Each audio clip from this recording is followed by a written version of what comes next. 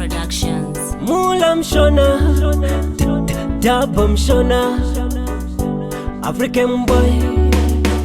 Yamula.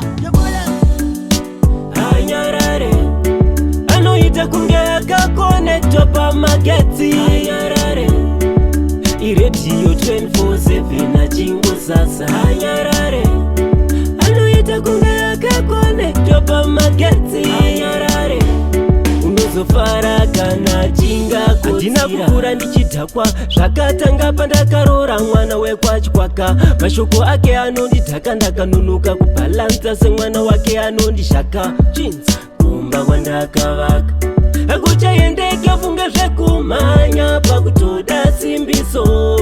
Bhawa rinondipa shingiso, mukadzi wandakarora.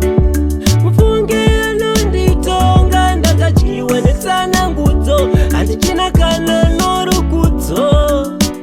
Anyarare, anoita kunge akakonekta pamagetsi. Anyarare, iredio 24/7 na jingo sasa. Anyarare, anoita kunge akakonekta pamagetsi. Anyarare, tombosira kuna Mwari tilai naye, kana mukamtora handichinei naye.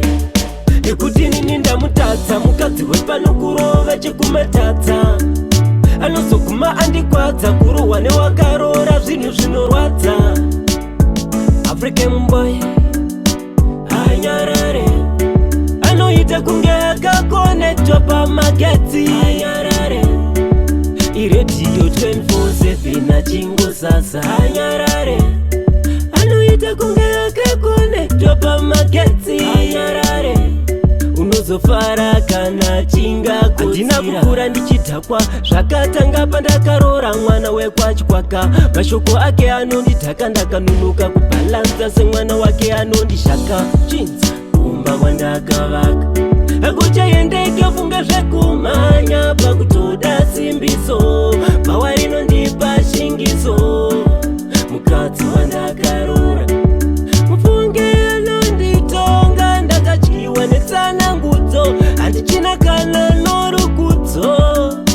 Anyarare, anoita kunge akakonekta pamagetsi. Anyarare, iredio 24/7 na jingo sasa. Anyarare, anoita kunge akakonekta pamagetsi. Anyarare, unozofara kana chinga kotsira.